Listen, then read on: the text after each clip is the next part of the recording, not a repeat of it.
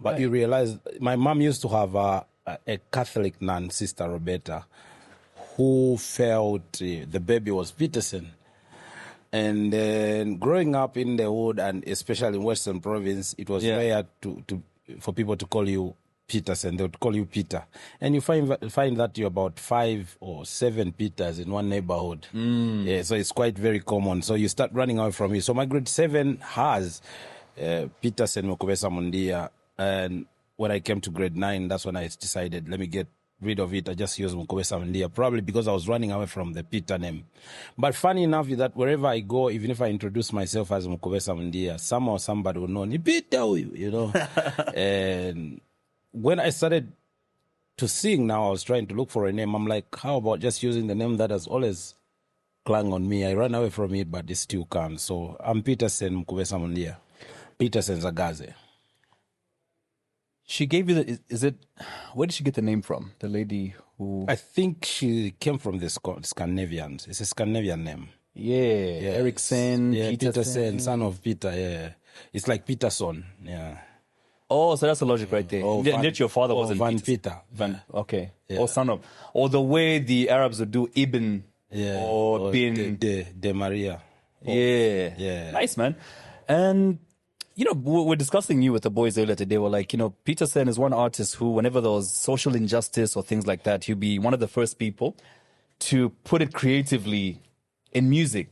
And we actually said the top 2 people in this country who could creatively put injustice or the people's voice in a song. Danny and Peter, and both have a festival that they both ZagaFest is it yet to happen? No, ZagaFest happened on the 27th.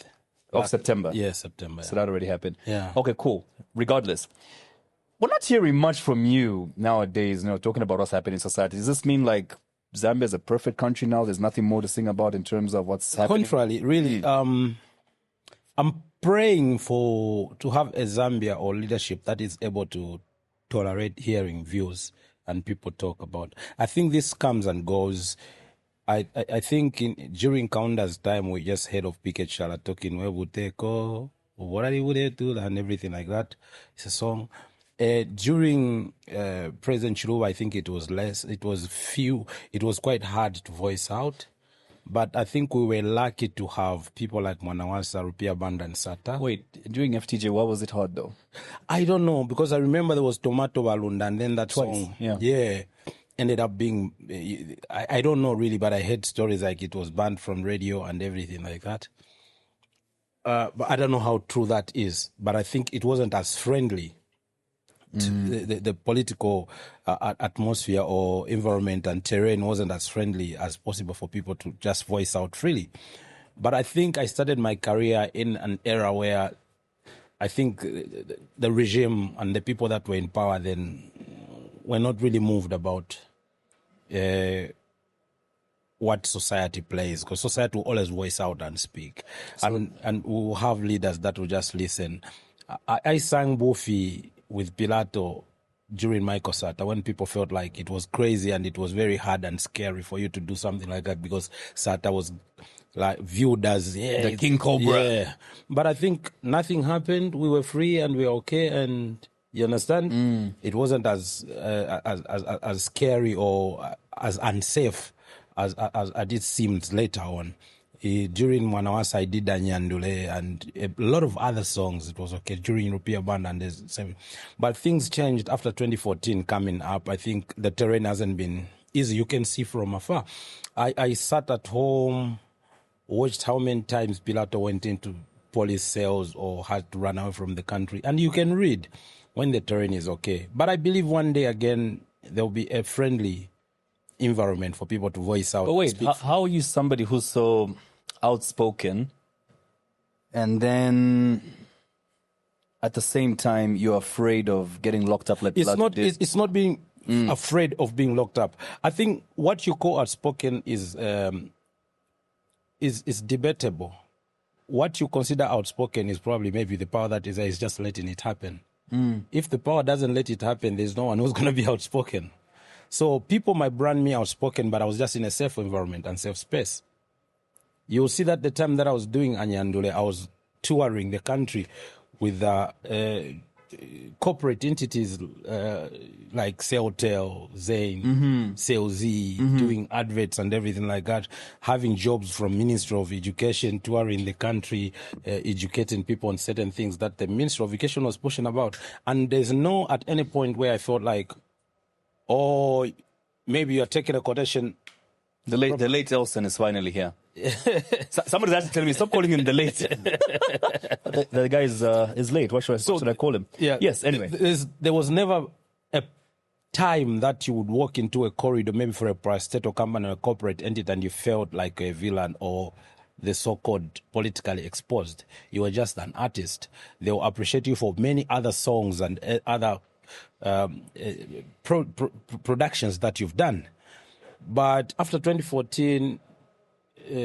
so basically you're saying when ECL with us, when ECL came into power, there was no artists were not able to speak freely. You're not freely. Pilato went in a lot of times.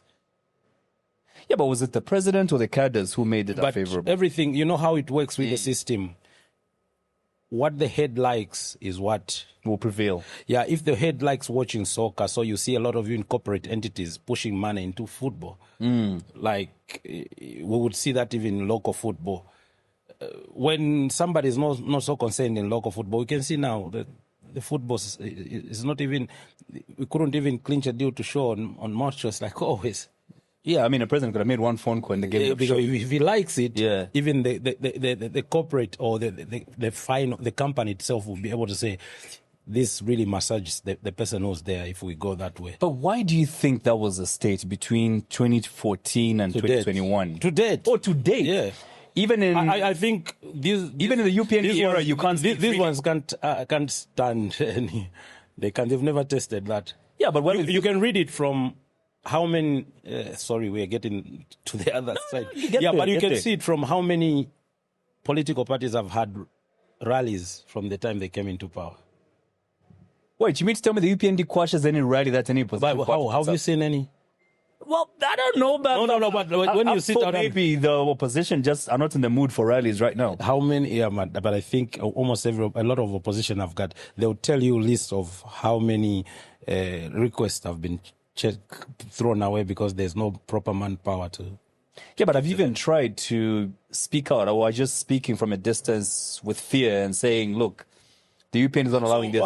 Okay, so to just come to my point before we go that far, I feel and I'm very convinced the current regime can't stand a song that hits them bad.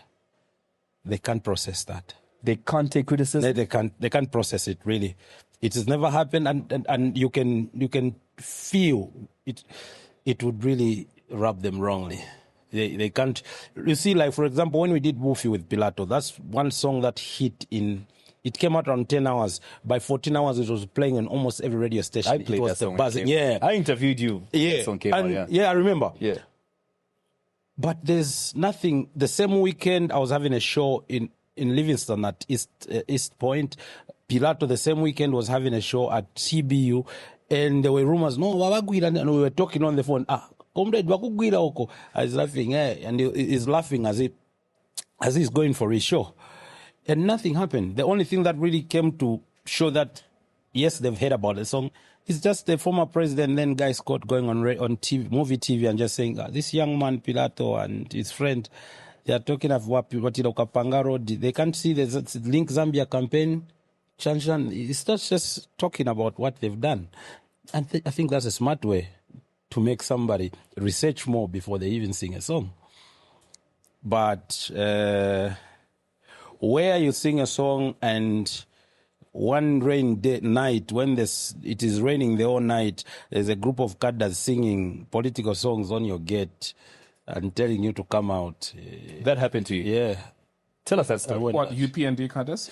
No, back during the PF time. Yeah. Tell us about that. And now you're just you're negotiating with your partner whether to walk out or not. But if you walk out, that's the only thing they're waiting for. Yeah. It's raining. Neighbors are not hearing what is going on. It's just you because you're close. It's at your gate. They were not scared of flu? What do you mean? I'm saying they're not afraid of There's flu at my gate. No. Elson, where's this flu coming from? I would love to. They were out in the rain.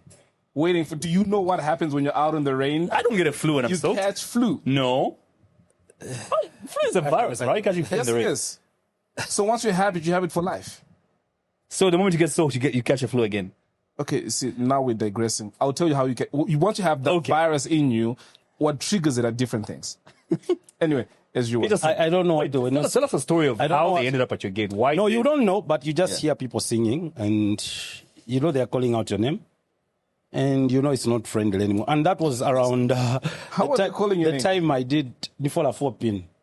But 4-pin was not really, it wasn't a song that was pointing at anyone. It was just a song where you are just explaining how you break down your salary and saying my salary is not enough. You're not putting a blame on anyone. You're just complaining, saying, okay, I get paid 4,000 kwacha. And if I pay rent, I buy electricity, I pay for my bills, it's already gone. Full stop. And just So they were not happy about that? and the next thing, they are singing you praises. Remember, say Amarumbo? At the gate. Insults, in short. Yeah, I know, Malumba. Yeah, course. it's a fancy word saying you're insulted. So, yeah. But when I did Anyandule, that's something that I never went through. When I did all the other songs and everything, I think it's always good to read the environment. And I can surely tell you right now. I don't know whether to believe what Petersen is saying. From 2014 to date, people have not really been free to criticize leadership, the president, the party. Oh, just the way the things are being handled. Like you cannot really. You see a record. I've heard people say Yeah, it depends. crazy things I'll tell about you- the president, but and he's ignored those things. I'll tell you one thing that President. The current president, But but the former president. Okay, maybe the former it was wild because the cadres then would attack you directly, but K plus. now we don't have cadres. And Bamdala, we are on Facebook. We see people criticize the president. But Kalenga, let me ask you a question. The attack that you're comparing, Right. I'm not saying it's happening, right? In the PF, cadres would come to your gate. Yeah. Right? But there's different ways of going after you. Some presidents can use the system to go after you. Of course, ZRA, ACC. Precisely. Yeah. So gone are the days where you see cadres like yelling outside your gate. There's smarter ways to do it. I'm not saying that's what's being done. So don't think that because you don't see That people. I know exactly because I've been attacked by government using that method that you've spoken about. Yeah, so what are you expecting to see? Why you think that he's not being honest? About what he's saying from 2014 Yeah, to date. yeah, I that- just feel there's more freedom of speech. I've been seeing more and more people. Like- and no one coming up to... Like who? I can't think of anyone right now. There are but so many people that have said things news... and they're outside the country. and they're outside the country. What's the worst that you've seen? No, wait, is that not true? Sorry, I'm trying to think of somebody within the country who's been free to... What's the worst? Yes, yeah, tell me who's in the country right now who's actively criticizing the president. government and nothing has happened to him Or her? or her. Mumbi Piri? Isn't she within the country? Wasn't she arrested? For some other stuff, but Yeah. I don't know how she's criticizing or what she's saying. I haven't really followed her after she came out, which was my. I need to watch the news a little bit more. But Yeah, but almost I wanna understand what you've seen. almost every week, I think there's someone who's sentenced to jail for something. If you follow the media now, Yeah, but most of the rest we're seeing are from previous government issues. Most of the what? I'm saying most of the arrests we've seen are from previous government issues. The most recent being Kingsley Chanda. Those cars. not really to try to paint the current government black, but to just say they can't process. They don't like a song. criticism. They can't process a song like Anyandule and just watch you. You remember when Dixon So let me Ferry tell you a yeah. story. In between 2014 and 2021, there's a time that I could not be hired by anyone. A pub hires me in Petauke. The cadres are going there to say, so you are the one who's funding this person. That's why he's not starving. He needs to starve so that he joins our side. Serious? Yeah. How did you survive, though? Those 7 years? God has got a certain way of keeping his people, I think. There are a lot of things that I failed to answer. Like even when they say, how do you make a hit song? I think it's just God. You just create and it happens. No, but it like happens really- or it doesn't happen. Seriously, But how did you 27 survive though? It's 7 years. It's a long time. Yeah, it is. You What- try. what did you do Some for shows survival? go through, some don't go through. Some. It was a crazy time. You mean was a survive in crazy terms time. of money? Yeah. It was a crazy time. No. And you? So you need to work But did he again. answer? Did you answer what? How he survives? No, he said by the grace of God, but I'm trying to understand how God Yeah, came but through with yeah, his grace. you never know. But yeah, every day there's something to eat. You're able to wear, you're able to move, and everything.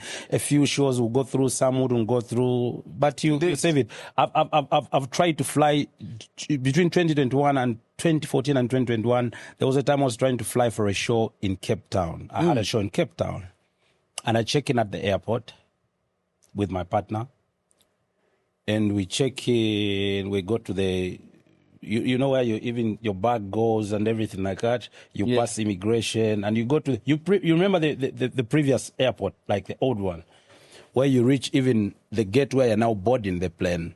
You're just waiting now to walk in and board the plane. Then everyone goes and then they tell you to stand aside and say, you can't fly. Why? Something with your passport or... But it's not explainable. You are trying to explain, everyone is just looking at you, say, no, you can't fly, you're not in the system anymore.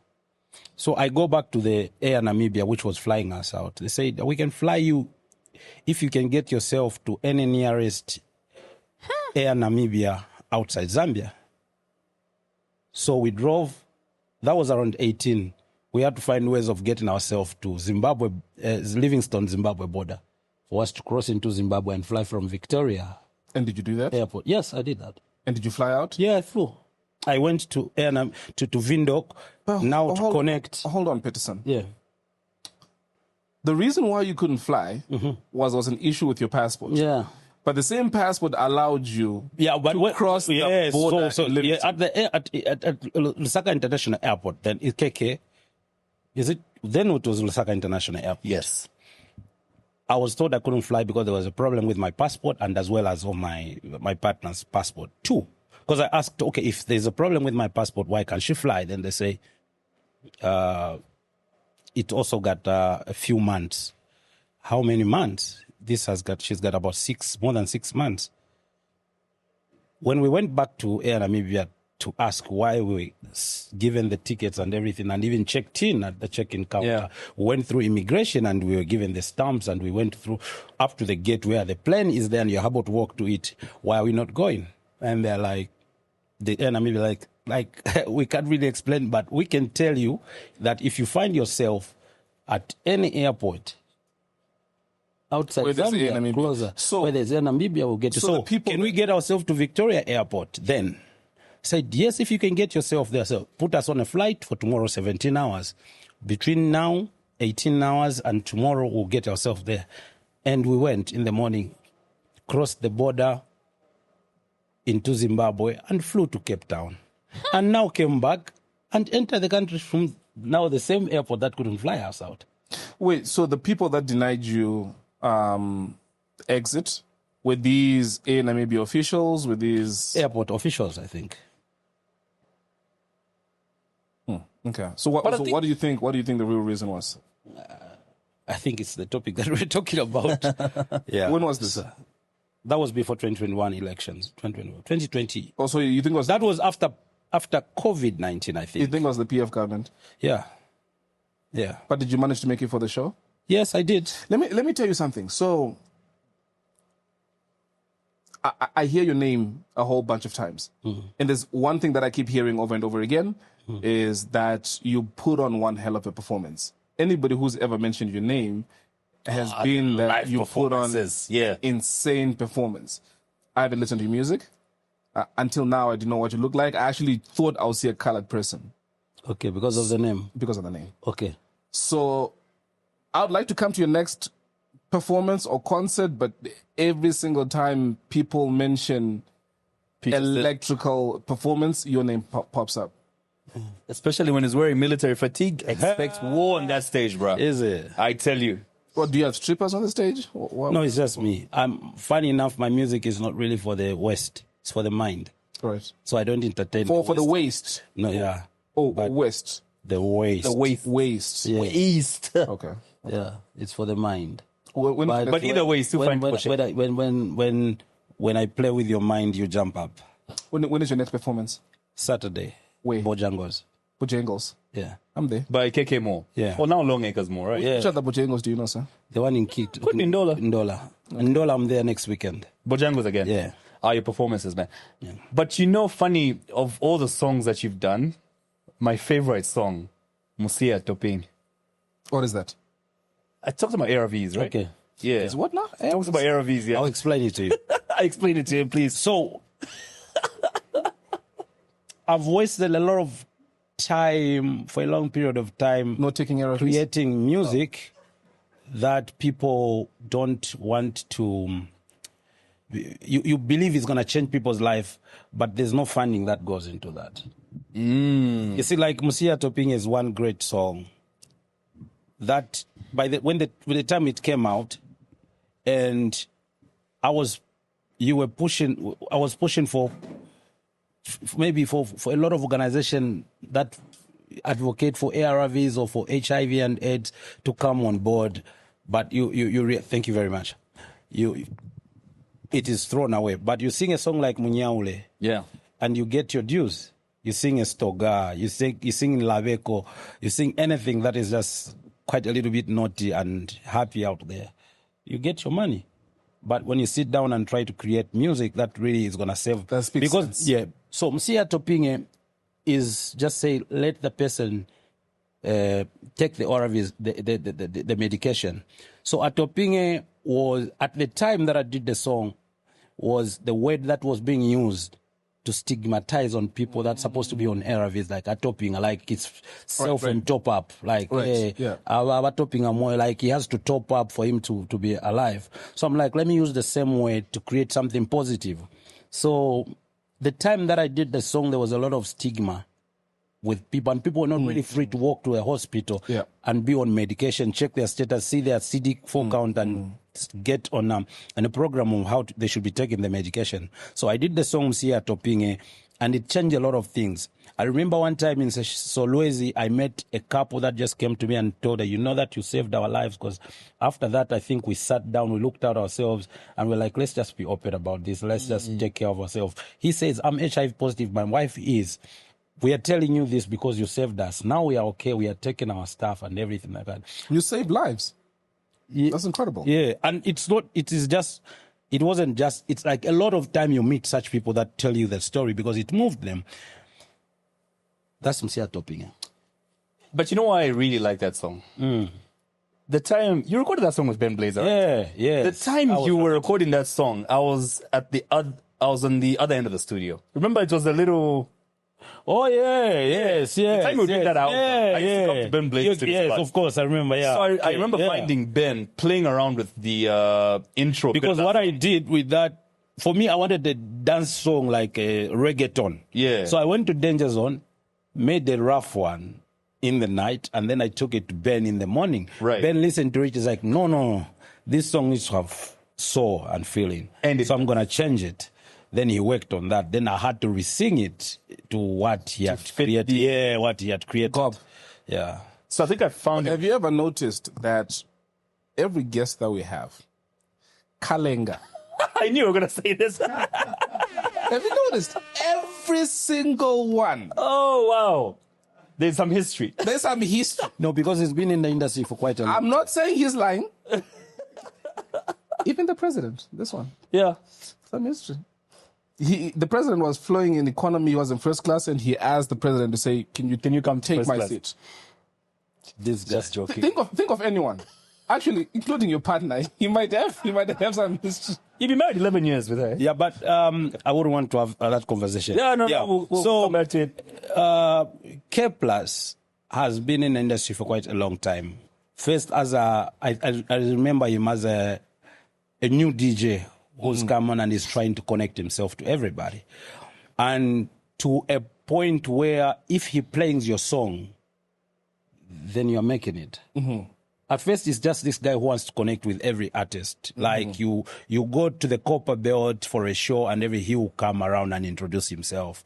I'm K Plus. I'm doing them on radio and what. So I'm looking for new music. But then it wasn't like internet. You find your song. The DJs themselves used to go and look for the music themselves. Probably bring now to the studio library and then create a library for themselves. So to a level where, if you got a new song, you just have to find a way it reaches his hands and he plays it. If he plays it on his show on the Copper Belt, then you're good. You've made it there, and you can push with other people here to a level where he's the man that he is today. Let me tell you. So, right after grade 10, he became a DJ. And that's why you used to be in high school. I was in an entertainment club from grade 10, yeah. Started DJ. So by the time you were at TR, yeah. you just completed, right? Or you was... I had just dropped out of university. Yeah. Time was at URFM, yeah. Yeah. Hence the head start. While others were... We're talking about Mr. Topinga. So I found Ben. And you know why that song has stuck so much? Lombe? Ben Blazer. Ben Blazer. Oh. You need to say all this. So there's Ben Blazer, who's quite a very good music producer. Now he's got a big stage and music hiring equipment. It's called Blazer Events, and he's doing big things. Oh, the sound is one of the baddest. I think he's the best sound engineer in the country. Say word. Yeah. Like if you have a concert that's got an artist that needs really good sound in the coming, especially he's the person to go to. That's your guy. Like any artist you call a legend, if he doesn't have a song with Ben Blazer, then they're not really a legend. We have to debate that. Danny doesn't have a song with He Ben. has. Which one? Petersen, Danny Kawilo. Oh, yeah. Oh, that's what I'm talking about. Ben Yeah, everyone has a song. What kind of DJ are you, sir? No, I had to... Because I know Danny produces most of it. Yeah, but I he had to take it. His own songs? Like Yakumboy, he did all his songs, right? Yeah, most of his projects. It's a He few does that himself. you bring So I was talking about Msia Toping. I found Ben playing with the... Remember how it starts with that? Yeah. That has stuck in my mind for how many years now? 50, 60? Yeah, it could be. Because that was 2007 when he was working on it. Almost 20 years. Yeah. That intro. So now when I'm doing a long drive, best believe that song's going to be on the playlist, yeah. And I know it word for word. Yeah. Boom. Is it? Oh, yeah. Yeah, so that's stuck like big time. But do you know why do you know why you remember that? Why? Because the mind or memory remembers something that has emotion attached to it. And I'll tell you where the emotion comes from. Air of His? That album, I remember I would meet you and Ben on the streets in the evening. Yeah. You guys walked so much. Yeah. Almost every day. Yeah. I used to walk home back in the day as well when you guys were doing that in 2007. So I'd be walking home and I'd meet you and Ben almost every day. Yeah. And then when the album came out, I said, it makes sense because you guys put in work. I think almost the whole year. We worked for it for 7 months. That was Bobo Jan, right? Yeah, Bobo Jan album. Like we did that for 7 months. I was staying with Dali Swat. I remember you did that be the two of you. Yeah. So in the morning I walk to the studio. In the evening, Ben Blazer will be escorting me as I walk back. Yeah, so that was my route. Like Zipsy. Where was this in the Copper Belt? Copper Belt, Kitwe. Yeah. Well, that's Kitwe Nkana too, right? The city with the surname. You know that? Or what? Kitwe Nkana. Well, so the surname is Nkana? Yeah, Kitwe has got a surname. So what happens when you don't live in Nkana? No. Kitwe itself is Kitwe Nkana. They call it that. But the full name is Kitwe Nkana. Nkana. Kitwe is like the head of an elephant, like Mutwe, Chitwe. Yeah. That's why if you... And what's Nkana? Sorry? What's Nkana? I know the chief of the area is Nkana. Yeah, Chief Nkana. No, I don't know what there's a residential area in Nkana East. No, the Nkana is in Nkana West, yes. Yeah. But even the chief Nkana of the area, yeah. So did he take his name after the area, or was the area named after him? The area was named after him. Mm-hmm. Then Kitwe, I think the people who founded the city found like a head of an elephant in the area. Some story like that. I'm not sure, but they named the area Chitwe. Then somewhere along the line it turned to Kitwe, and that's what we have. So does Kitwe mean head of an elephant, or Chitwe means head of an elephant? Both. I think Kitwe is like head. Kitwe is derived from the name Chitwe, like a big head. Chitwe. Yeah. So Kitwe means a big head. Like of an elephant, yeah. I'm confused. So what's head of an elephant, Chitwe or Kitwe? Both.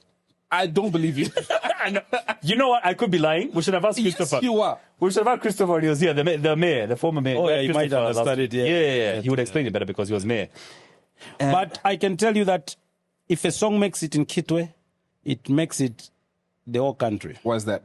That's the way it is. What? But why is that? Why do you think? I don't know, but that's the way it is. Strange like that. And I've seen a lot of rappers who are big in Lusaka. They go to Kitwe, they fail to even pull Yeah. three. So when a song makes it in Kitwe, like I can tell you, we learned this in 2004, that every time you travel to the Copper Belt, the song that you find on the Copper Belt big, Will soon make then it. it will make it almost everywhere. Songs like Atoti. You understand? There is an artist from Tanzania who just made it in the market, Chisokone market, Mr. Nice. Oh, yeah. And he took over the whole country. So you play your cards well, you make your song big in Kitwe, it goes big everywhere. It's not debatable. And then it's strange how a lot of... I kind of feel like maybe to speak more to his point, and I stand to be corrected here. I kind of feel like I liken Lusaka to America, in the sense that there is no real American. They all came from somewhere and they settled there. So when you look at Lusaka, they are most likely people who come from other places because it's the capital. They come seeking... That definition is exactly what Kitwe is. Right. So Kitwe. when you speak to somebody, they'll be like, oh, I grew up in Chipata and I came here 5 years ago. Okay. I grew up Kitwe. in this place and I came here 2 years ago. So you kind of feel like it's a melting pot. It's different people coming from different areas to settle here. Yeah. Right. Yeah, so for me, what I meant when I said that's what Kitwe is, like, you see, a lot of people from Kitwe of the Copper Belt speak Bemba, but most of them are not Bemba. Yes. But they've accepted this is the language we're going to converse in. So almost everyone from Kitwe who's speaking Bemba is not Bemba. Others are Kaonde, Lozi, Tonga, There you go. Vale, almost like... So But if you have an artist, so if you have an artist and it blows up there because And their culture you just- and they embrace it, it trickles down to people who are also in Lusaka who might have been from there, right? And they resonate with that. And before you know it, you can practically survive by staying in Lusaka even for 10, 15 years, but identifying yourself as a Copper Belt artist. precisely. And you get the support But from why do Copper Belt. why do you think that if a song blows in Kitwe, it will blow everywhere else? I've just explained it. I think... Yeah, but you explained Lusaka as a melting pot. I'm trying to understand Kitwe. Why Kitwe? because maybe it's got just too much influence. Kitwe has got influence. Because you people... And people that come from Kitwe are not ashamed of mentioning I'm from Kitwe or from the Copper Belt. Okay. You understand? There's if as Zambians, like a whole lot of us had that patriotism to where we come from, I think Zambia would have a lot of influence in the SADC region. Because you people are like the Nigerians of Zambia. Kitwe people. Yes. Copper Belt. Yeah. You are That's why like Nigerians. I say Copper Belt is Kitwe and Shingola. Yeah. You think so? Ndola. Bazima Ndola. Ndola people are not very aggressive. Luansha, let's not talk about Luansha. That's not Copper Belt. They live in a fence. Okay, that's the Copper Belt. Kalulushi If is you like Copper Belt extension. putting, that's politics. Yeah, Copper Belt. It's like really chilled. Ndola is very chilled. Very Those are like quiet. the Mayadi of Copper Belt. But there was a time Yeah. when it was very noisy. The Ndola. time of East Wing, Yeah, Longwood. yes, Yeah. Basement, Secos. Yeah, but even when it was happening that way, the chilling was different. I think, for lack of a better term, the Ndola chills were more civilized. Kitwe was if you rough. go to a gig Yeah, and there's thank no you. fight, it wasn't a good gig. No, yes, it was too rough. You know what I mean? Like, we gauged how good a gig was by the fights.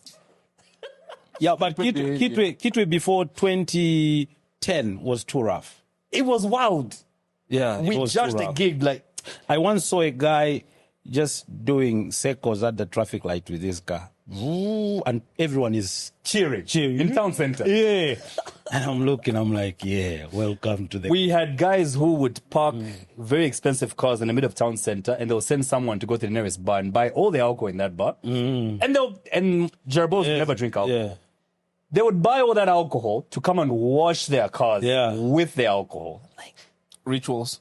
No, it's just, I've got that's for so sure. much money. I've got money, I can wash my car with alcohol. Witchcraft. You ain't convincing me otherwise. I think I kind of understood it with when you see guys from the US how they behave. So you driving a big car or staying in a big house, you can either get it through mortgage and everything like that. But if you want to show that you have money, you need to throw the money away. No. I saw people. You don't have money if you're throwing money away. Is it? No, but you I don't. actually see. No, it's new money that we want to show money. But exactly. Yeah. So I kind of see if you feel like you have money, you have to throw the ones and try to show like, okay, if you have it, is it gonna pain you when you throw it away? But here, which is exact. The fact By here. yeah, but which is like in Kitwe, if you have money, you gotta show it. Like we used to come, we go for it, like as an artist, you arrive in Kitwe, they've hired you somewhere, and then some guy just tells you, "Nga wapushoku, nomba wese kunganda, ndifo oshanine kwa madam." What is that? When you're done performing on stage, come home to perform for my wife. And we are not talking small money. Yeah. So it's either you stick to your pride or get the check. And that was By not common in getting Kitwe, the bro, check, 2007-09. by not So getting, common. yeah. Do you know who did something similar? Very disrespectful. It was Jinimbi. Who did you take home? No, he hired AKA to come and watch him eat breakfast. Yeah. No performance, nothing. Just come and watch me eat breakfast. Sit. Just like, because I can. With his Versace windows in the house. Yeah, but Money. Black people money. You see, when you hear it, It's disrespectful. yeah, but with I'm sure when AKA saw Jinimbi in hell, I was like, but bro, you also.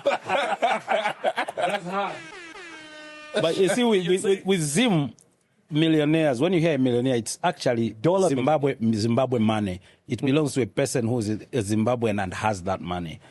Yeah. They actually make their own money. We make money through bringing in a foreign guy as a face, and then they make the money, and it's their money. Maybe just one more issue when it comes to Kitwe. You said when a song hits in Kitwe. And one thing I realized when I was on radio and I was a club DJ in Kitwe as well was if a song, I think maybe now things have changed a bit. The Yomap's time, you can actually have a hit song in Nyanja in Lusaka and it's also a hit song in Kitwe. I think Yomap's is just loved like that. But when I was a DJ on the Copper Belt, Nyanja songs just hardly made it. It was one or two songs. The only time that came in is after the Danger Zone artists started coming up. Before that, Copperbelt was ready for any type of music. Whether it's Nyanja, Chameleon was big, Israel was big, JK was big, I was big. Like the first place where Munyaule played on the Copperbelt in 2005 was Cinderella, and people danced. I remember. Some couldn't really hear what I'm talking about, but it became big. But I think Copperbelt changed face when they started feeling like they have their own artists. Dandy Crazy, Baska, Yeah. Joe Boy. Yeah, more lately after the Slap D Mark 2 beef is what made Copperbelt try to start choosing who's theirs. I think so. I think you're right. Yeah. So I was on radio those days. yeah, because before that, I was having, like, I spent my career just having shows on the Copperbelt. But you realize if you go my catalog, it's rare that you find a Bemba song. Yeah. That's what I said. It's the rare artists, rare few who'd actually make it. But most new artists But would recently, like I would say roughly 2015 coming up, it's rare that you see a Lusaka artist having a show on the Copperbelt. There's a time that I stayed like 7 years, 9 years, you're not seeing any Lusaka artist having the show there. Like you can go around looking for a B1 or Dalis or you know, Lusaka artist show there. Not that they're not listening to the song, but they've chosen who they wanna. I was shocked. Just last year, December, DJ Switch and I, DJing in Kitwe, here in Lusaka, and I don't want to mention the artists, I don't want to create any issues. Really big song. Nyanja song. Really big song in Lusaka. Like the moment people heard that intro in Lusaka, the crowd would go ape shit. When Kitwe, DJ Switch and I, Crickets. bruh, people walked off the dance floor. Do we know this person? Yeah, we've had him on the show before. Male or female? Or Male. Him. Light skin, dark skin? Light skin. Okay, I'll mention the song. Yeah. What song? God knows the guy. Who? No. Vincenzo. Chinyamulemu mwamba. Dude, Did you say same? The what? It's the same as Bobby East. Same as Bobby East. The same song. Oh, there's Bobby East in the song, yeah. bruh, the song is big in Lusaka in December, January, somewhere there.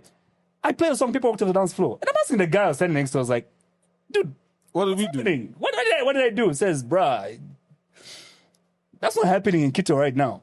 Yeah. I was like, do they know the songs? They know the song. They're just not going to come to the dance floor because there's still that thing somewhere in the roots of Kitwe. It's a Nyanja song, it's a Lusaka song. We will like the song in the car, but not really on the dance floor. You know what I mean? But I think you can still do a gig in Kitwe because that song is quite big either way. Yeah. What's the title again? Just to the good time. Yeah. A good joint. Yeah. It's a good joint. Yeah. Petersen, Bobo Jani had a lot of social commentary. After that, you didn't work with Ben, and I think the album after that didn't do quite as well as Bobo Jani. It did quite very well. You sure? Yeah, we're talking about Job 1313. Oh, my that's friend. where the... oh, no, that one did better than Bobo Jani, actually. Yeah?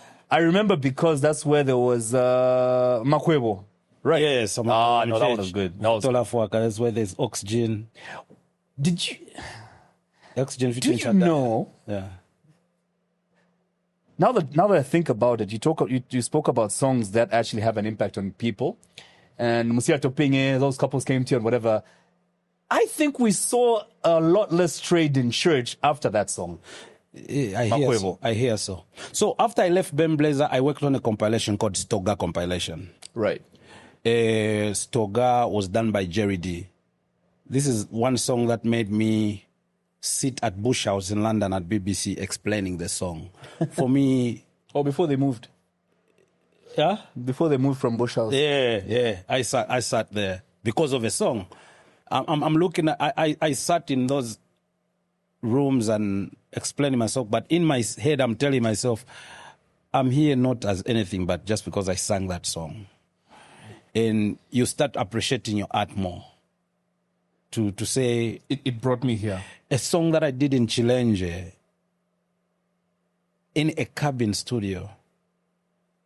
I'm here in London, being asked, we are picking you at 7 for your 9 o'clock interview. What do you want to find in your car?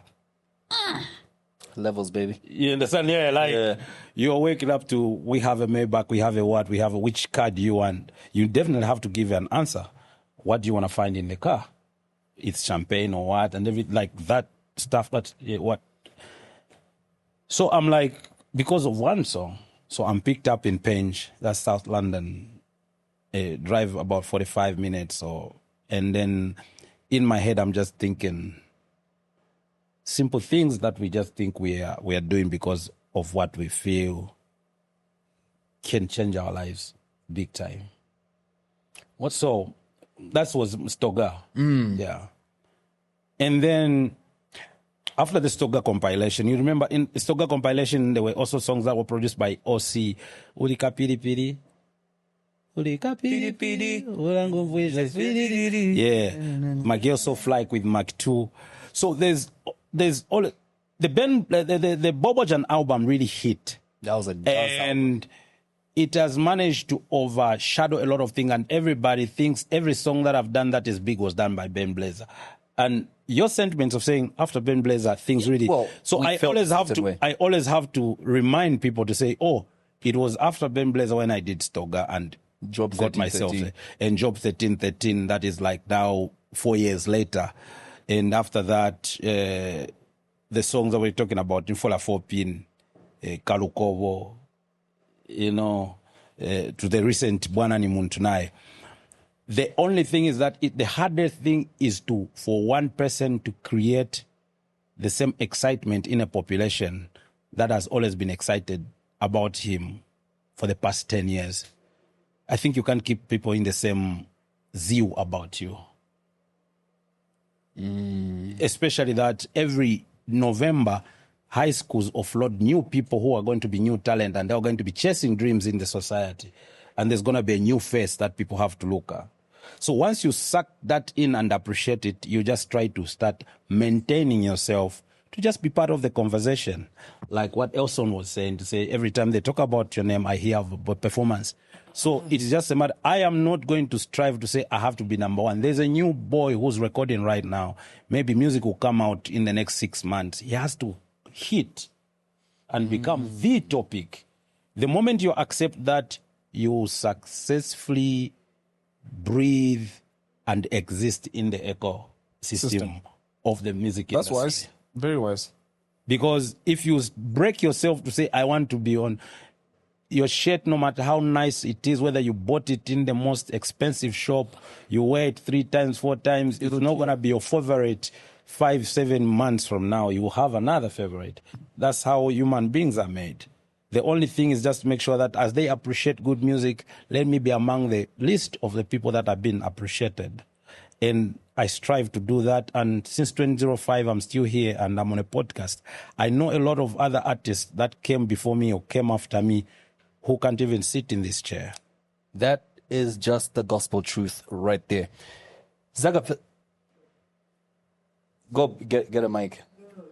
I can ask him from you, okay? Just put some shade on this song. When I'm already checking, because this song is a bit controversial. Who owns this song? What happened? Who owns the Ona Mami song with JK? By JK. I think JK can answer it better. I featured on the song. It's a JK song featuring General Ozzy and Petersen. Yeah, if that's your question. Yeah, it's a JK Ona Mami featuring Petersen and General Ozzy. And some of the verses were written by Damiano at Blazer. So the only probably something that brought some controversy is the actual mami mutima wangu wakukonda. That was probably how do you say What's enough by JY-san. Yeah. So JK redid the chorus and created a different version. Ben Blazer made a different beat. Damiano wrote different verses. I wrote my verse. Ozzy wrote his verses. The song became big. I doubt if the song never made it, wouldn't be a topic at all. But it was a big song, so everybody should. That wasn't that song of the year that should year. always want to cling to it and get the juice. So it's just normal. In the music industry, I've seen artists that have given someone a song. He sings it, he hits it, they forget they gave it, and they bring not trying to say this is the situation with Ona Mami. I'm just saying when something is good, we all want to be part and parcel of it. True. Yeah. But it's a JK featuring Petersen and General Ozzy. Sometimes people say it's Ozzy featuring JK and Petersen featuring JK and Ozzy. No, but it's JK featuring Petersen and yeah. Because the rumors were like you stole the song. The rumors were you stole the song? I walked in the studio and found a nice song being recorded. I was like, I'm jumping on it. So That's how you got on the song? Yeah. Huh? That's how you got on the song? Yeah. You just fought your way into it? Yeah. I just found guys recording a good song at Blazers. You should realize after I did Bobojan, a lot of artists traveled to the Copper Belt to record with Ben. Yeah, you opened a lot of... Yeah, up to the time he moved from... But for me, I went to him because I heard this production on Ephraim. The album was that very big album in 2006 and 7 by Ephraim. After Timber, Baby. Yeah, there was a... whichever one. There was... It was a good song. So you like the way the drums came out? Everything, the sound, and... You're like, I need to find this producer. And then, there was Unique who was recording there. Yeah. Skills, yeah. Chorus, Yeah. So he invited me for a feature. When I went there, I saw the ambience, I saw the scenario, and I was like, how people are working. I'm like, I like to be here. And then, I worked with Ben.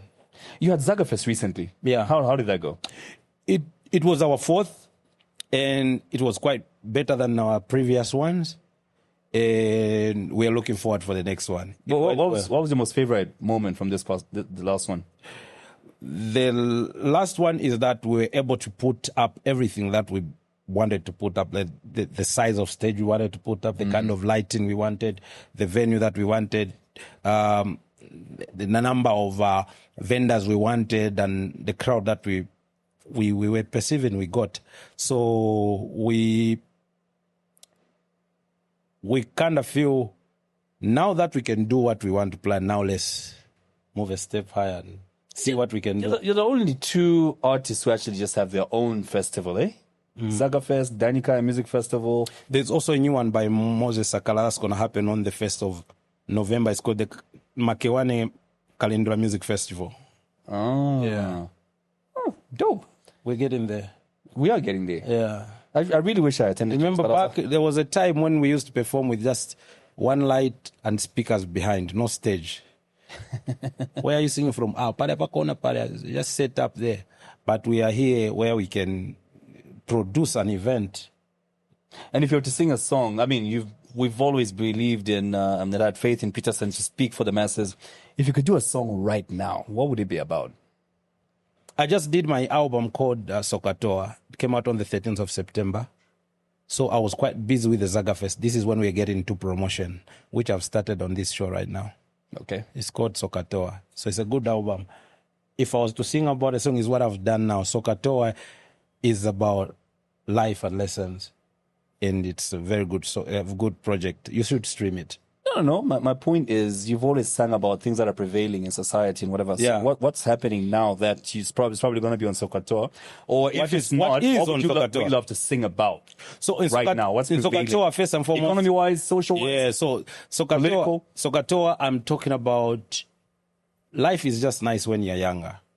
When you grow up, you just become a problem solver.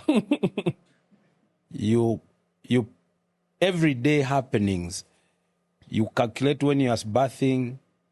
You have to use your mind when you're buying your groceries and everything like that. How you're going to manage your month, your budget. It's practically even just relationships with people, how they relate with you. When somebody does something for you, you start asking yourself, like, why is he doing this? Why is he doing this? As if I'm charity. What does he want from me? Yeah, am I charity? Yeah. You know, because we do a lot of things for charity. So you practically start looking at all angles for every situation. You start using the Sokatoa. There's equations. Even when you enter your home. Yeah. So there's also another song called inverters else, and you have to calculate what to turn on. Yeah, we have load shedding for 3 days. You start appreciating why you're learning special paper one. Simple logic. And then you start understanding your parents more. Yeah. As to why they shouted at you. They're using too much sugar. Yeah. Why is the TV on? You're not watching the TV. I'm sure we all did that. Yeah. So that's Sokatoa. And then there's a song called Land of Work and Joy. Okay. Just talking about what Zambia is right now. Like we work so much and we laugh about almost everything. Things that we should be serious about, we take them for a joke. Things that should just be light moments and jokes, we get very offended. So it's a good project. It talks about a lot of things. You should. So social commentary is what I know. I have a few love songs on it, but I'm very good at communicating that which people go through and how people reason. And with the album Job 1313, would I be right to assume you're a Christian? Job 1313. When I think of you working on an album like Job 1313, sounds like you've read the Bible extensively. Would I be right to assume you're a Christian? You are Rastafarian? Which is which? I've grown up a Christian. Okay. I have chosen to believe there's a greater power up there that creates everything. I don't own myself. I can watch my hands and believe these are my hands, but I don't know how I own them. So there must be a bigger power who's God above there. I just refuse to group my God because I've realized God has created a lot of other people and he does not choose. I like Muslim. I like these ones better. I love those. So I've reached a level where I'm very spiritual, but not religious in segmenting myself and believing this way is the only way that's going to help you. So you wouldn't call yourself Christian or Muslim, you're just spiritual? I would say Christian for people to understand me better because that's the language to understand. But not that you belong to a church. But yeah, if I was in an Islam nation, probably again I would mention I am in Islam. It's easier because religious people can only resonate with that which they've chosen. I'm meeting more and more people who are answering that question the way you just have. I'm spiritual. I believe there's a higher power who listens. Others will call it the universe. God is real. Yeah, but God of course, many people will choose to call what Christians will call God by another name, the universe, or what's the common one in spirituality? Yeah, I've heard people say the power of the universe. I think these are just forces that have been let to play at free will, like almost everyone.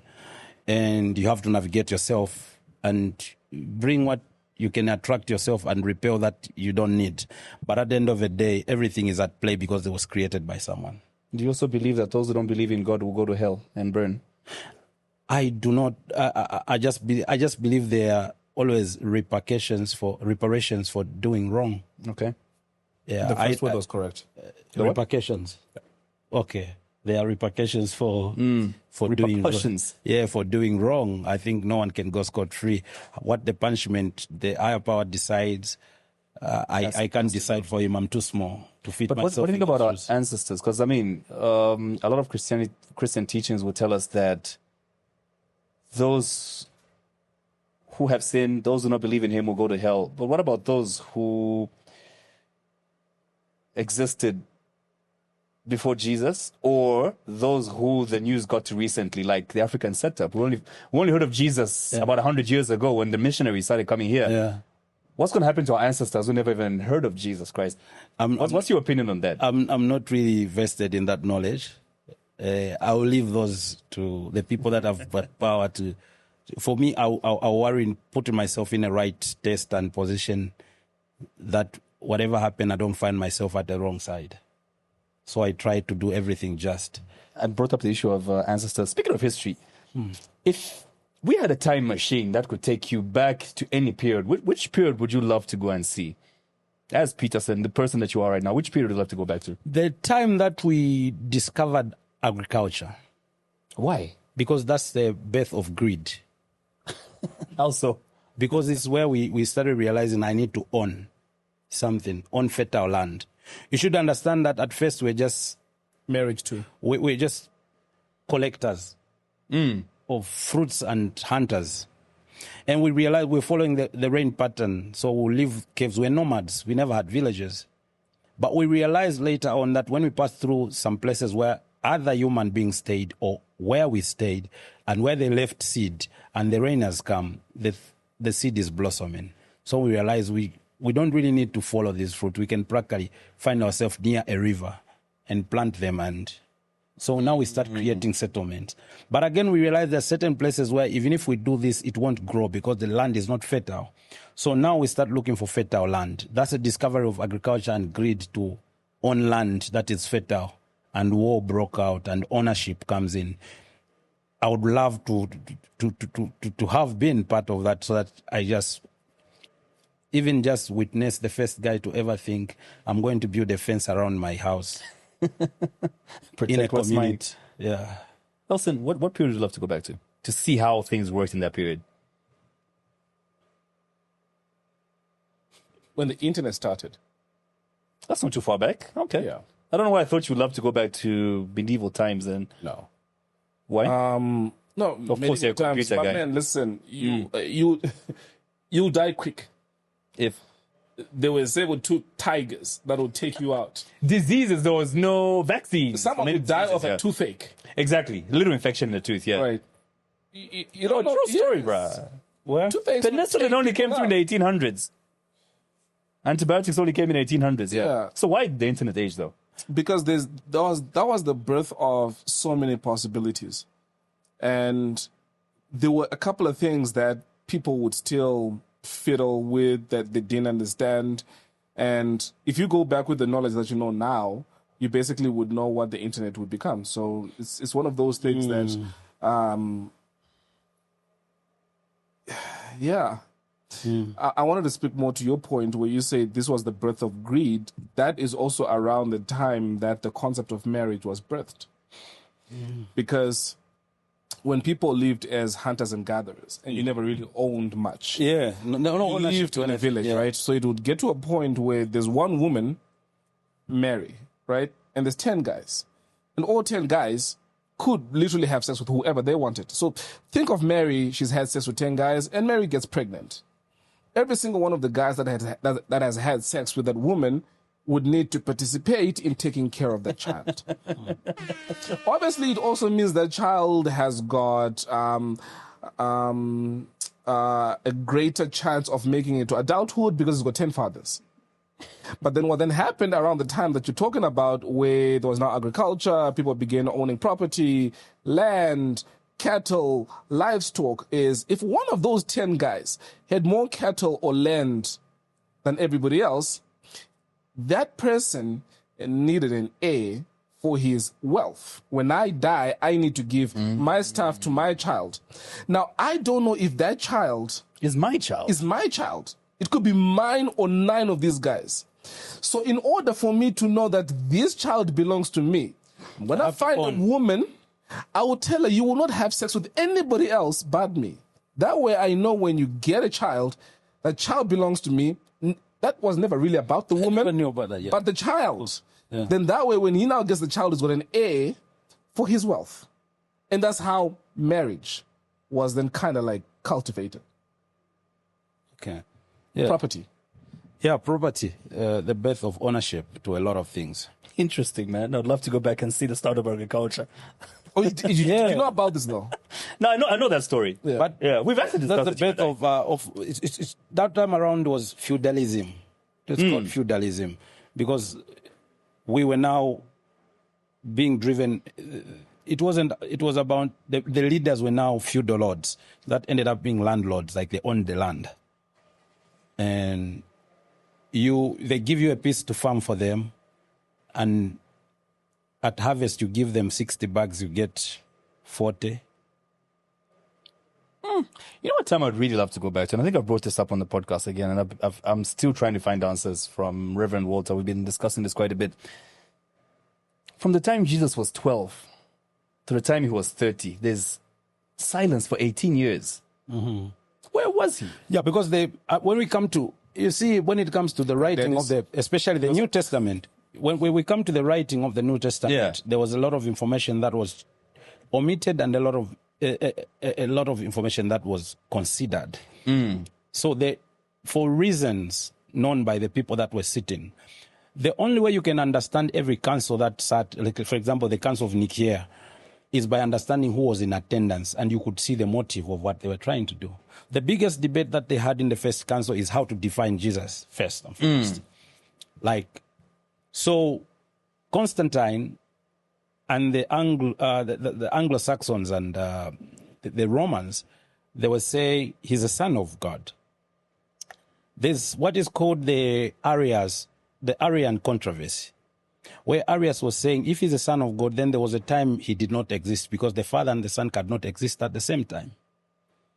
So this debate was very rough in that first, because they were trying to, they were trying to build a formal New Testament that every Christian will follow, because they realized that across world over, whether in the furthest point of East, far beyond China, or deepest South, far beyond the great cities of Zimbabwe, they realized that there are groupings of people that believe that there is a son of God and that was born through a virgin and died for our sins.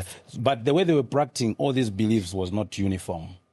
So when they sat in those Carthage, when Augustine of Hippo brought in people to sit down and start, what they were trying to do is try to create something that is uniform, that can be used as doctrine about Christianity.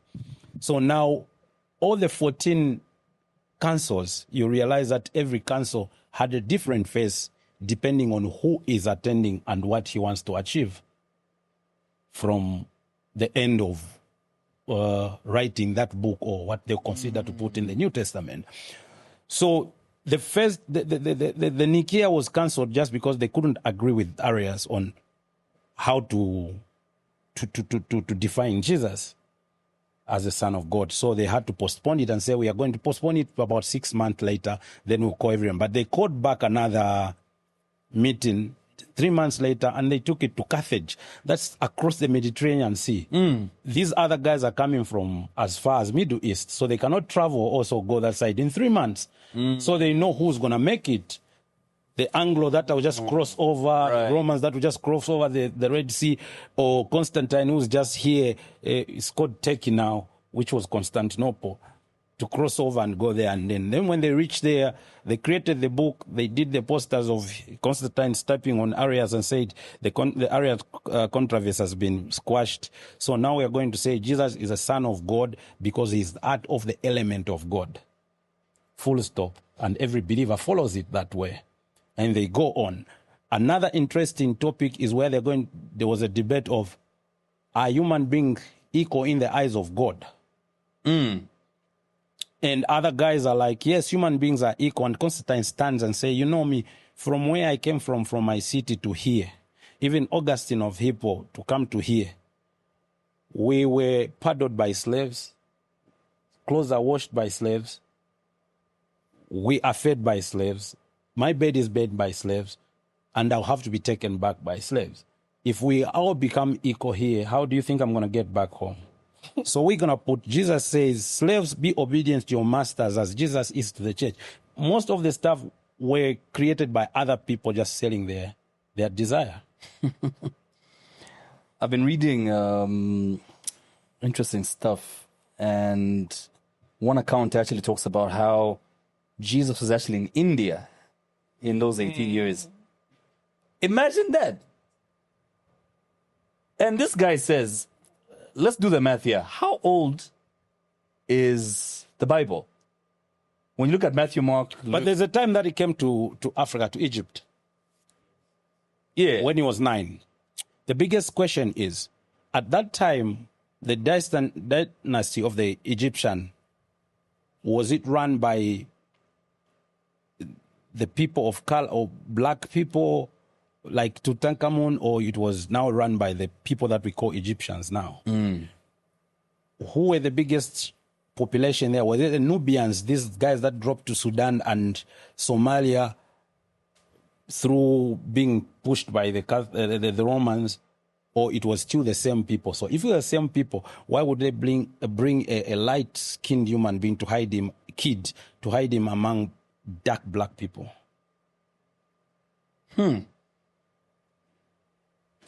So there's a lot of... there's so much debate. Yeah, there's a lot of things. That's why we say it's bigger than us. It really is. I just believe I'm not going to... I always told my kids that I'm not going to feed you in any stolen stuff. What you eat is what I've sweated for. I will not stand in front of people and tell lies about someone for someone to face a punishment. I'll try to be just and just live life. You know what? And this topic can actually be very divisive. Let me move you back to your politics. And politics isn't? Religion is just... Wars are fought because of religion. Yeah, please. And politics too. Not so much go in this ahead. country. Yeah. You think... Okay, I want to stay away from religion. I want to keep my mom happy and alive.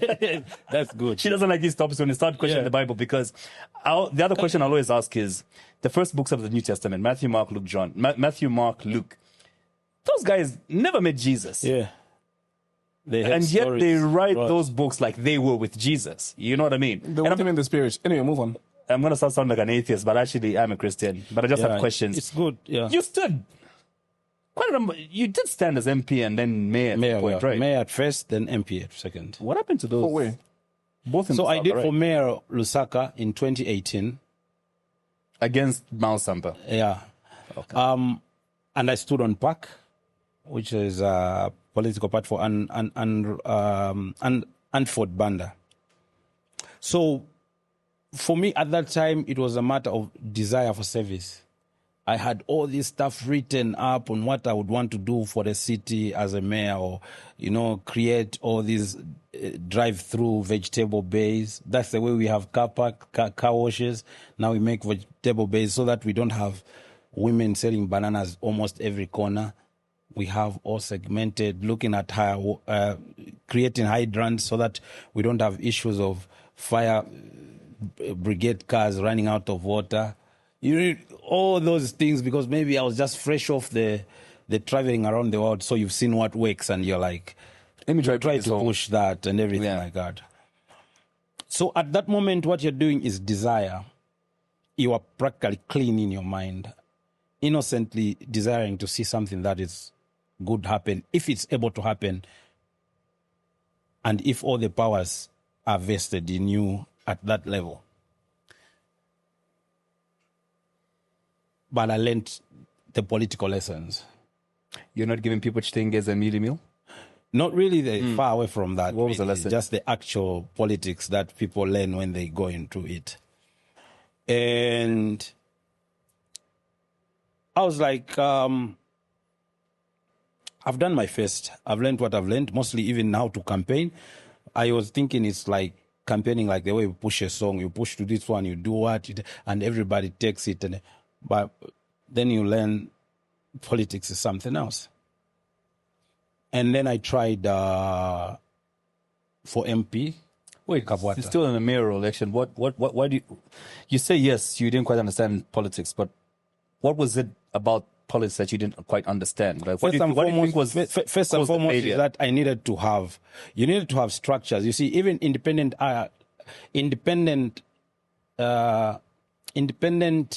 candidates that make it and win, as though that belongs to political parties that did not adopt them. So they went away with the political party structures. So, for example, I can give the JJ example. The political party structures in the Opetauke want him. The national committee or whatever it is called picks somebody else. And he stands as an independent, and all the structures go with him. Then the political party loses because there are no people. So it's not desire. It's practically having the actual people. So you didn't have any people? No, I didn't have any people. But at that moment, I did not learn it that way. I just realized it did not work out because I did not have proper manpower to push my campaign. But when I did the MP one, is where I learned the actual politics, because now that was in a general election where there's presidential, parliament, and everything like that has to play out in a uniform. Then you learn to say, oh, snap, I need to learn, which I think I have some lessons. And when I realistically look at things and how they're supposed to do, you're able to ask yourself, if I start this, am I going to get anything? Let me watch and just back myself to a point where I feel like I've put this in order. So wait, you didn't stand? No, I did. I did. And you lost? Yeah. Terribly? Because that time around, everybody doesn't matter. Everyone was. I didn't lose terribly. I kind of got votes in an area where I just stood for 2 months, which is rare. You cannot get any votes. There are people, I've seen people standing as president, not even his wife voted for him, but everyone at home went to vote. And you come back with only one vote, your own vote, the whole country. So if I am able to come out under PF, the person who won the election for MP was UPND, because everyone in 2021 was voting UPND, and they went through. It was just realistic that PF was going to become number 2 because they were party in power. The fact that they lost to UPND already was just showing which direction everything was going. And I came in there number 3 after Daniel. Yes. So, okay. In 1 month or 2 months preparation, and you realize by the time you're getting into the race, almost everyone is decided where they are putting their votes. So the few people that you get to your side, really to come number 3 and everybody else behind, and the only 2 political parties that have passed you, that are prominent political parties, there's no excuse you can give that would crush you, really. I lost to PF and I lost to UPND. Would you run again? I've learned that you need to have certain capacity to run. So I'm not planning to run. Maybe there will be a time I'll look at myself and see, now I have capacity to face this. By capacity, do you mean money? Money and human resource. That comes with money. Sometimes in politics, it comes with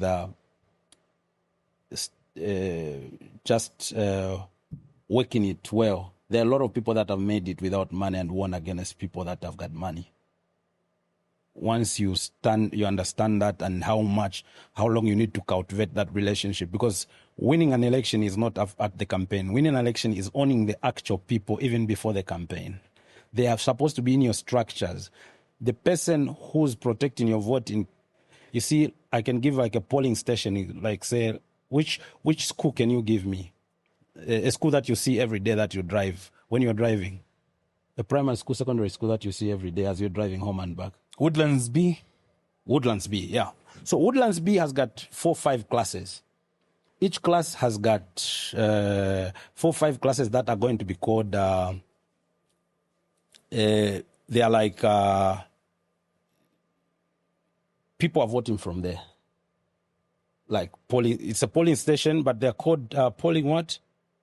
So in every class, you need to have polling agents. Those polling agents should be voters. Already by the person who sits there to protect your vote, they should have voted for you already. It's a vote. And they're ready to fight for your vote till the end. Because what happens in a polling station is different from desire. If the people in a polling station decide that we are going to give Elson, even if the other vote shows Kalenga and they decide to say it's rejected, they'll say it's rejected. That's rigging, sir. It's crazy out there. It's rigging. It's crazy. It's rigging. Yeah. That's why the word exists. You're saying crazy, I'm saying rigging. Yeah, that's what I'm saying. That's why it exists. It is what it is. It's crazy. I hear you. So, first and foremost, you need to have the people that are going to fight for your vote. No matter how much coins are flashed in those corridors, they know we are here to make sure that Elson is winning. I once heard some guy say, it's not who votes, it's who counts the votes. There you So go. that's just 2% of everything, yes. So the polling station idea that I was giving is just 2% of winning an election.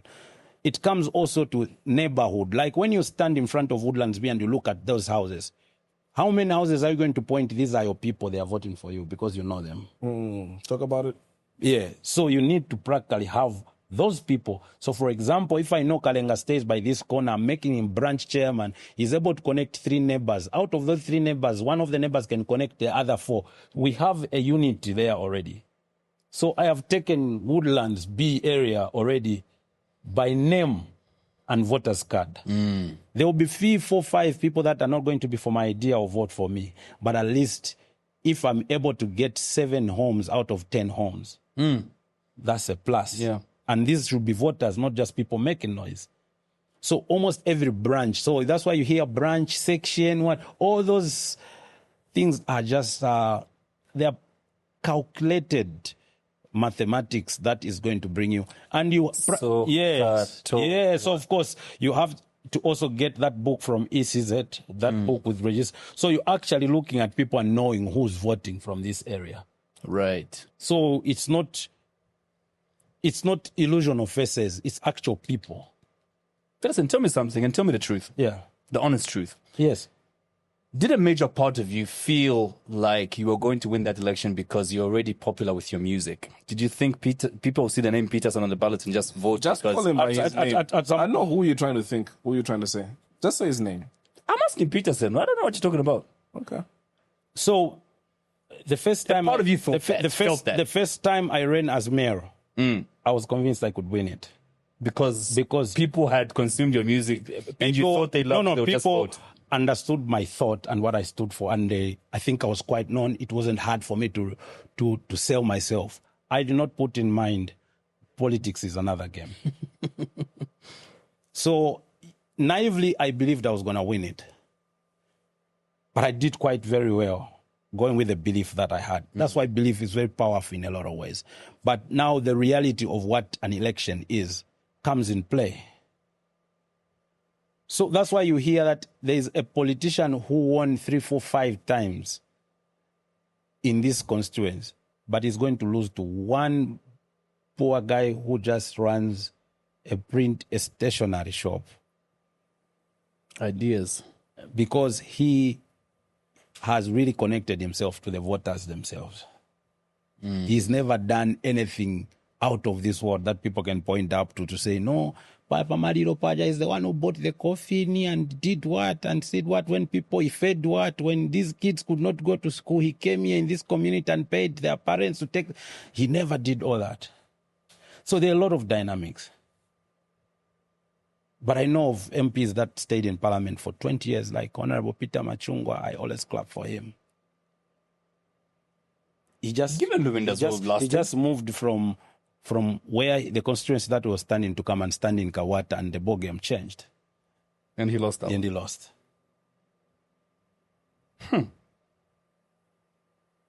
But would you like to stand if resources miraculously there's no miracle in politics.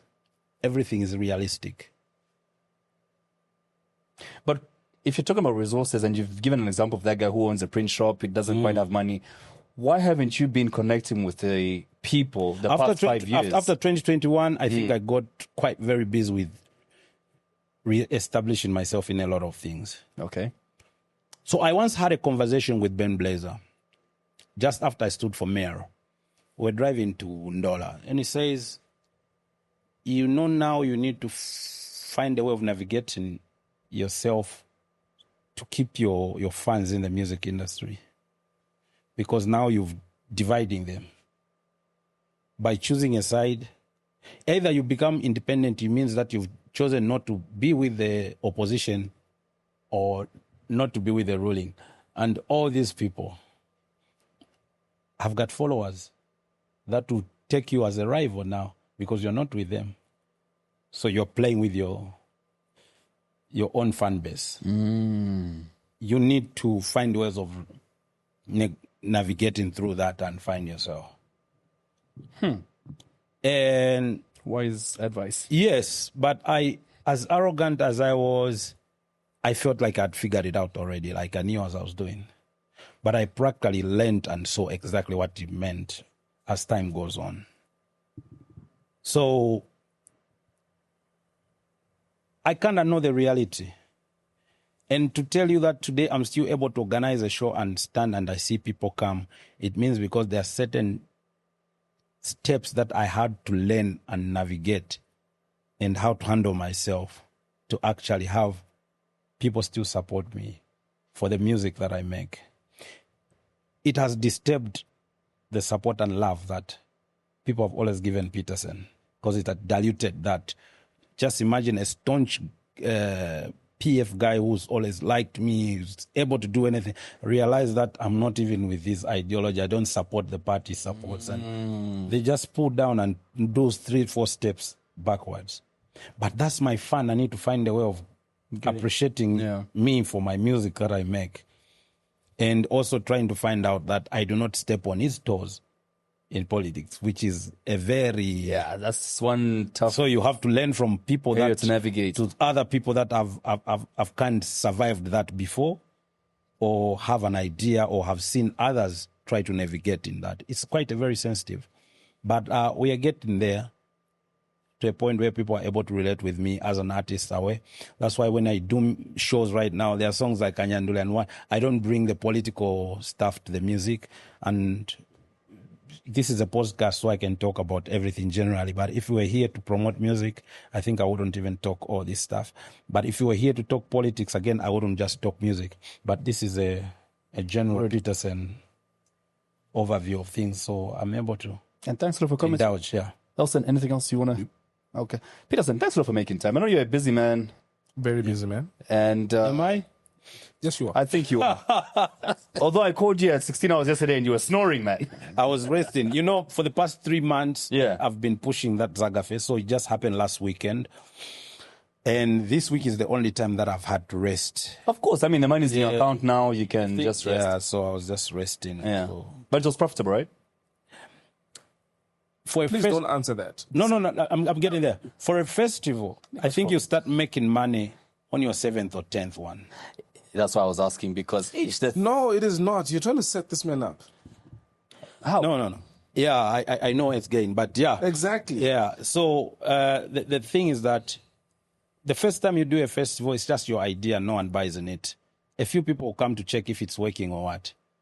The second time, people will come because they heard it happen, but they want to see what picture it is. The third time, that's when you have a percentage of people that are trying to believe in what you're doing, and they enjoy it or they heard a story. And they'll spread the word. Those people are evangelists now. The fourth is a replica of the third, and so is the fifth and sixth. But after that, you see, for example, I can give an example of Oktoberfest.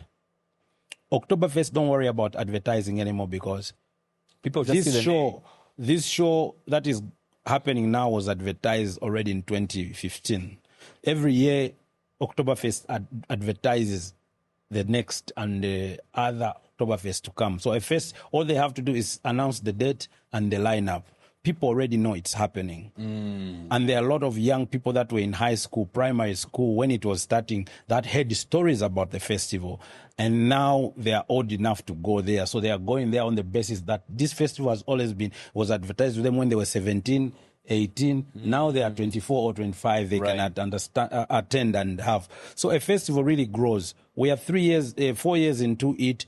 We believe by the time we're doing the 7th one, at least we're able to say, now we've made something. But at the end of the day, all this festival, like when you're starting, by the time, before you do the 6th one or 7th one, all you can do is just fix expenses that come with it. Right. Because you realize, you start learning things. You are practically producing something where even you have to bring toilets for people. It is not just coming people to have fun.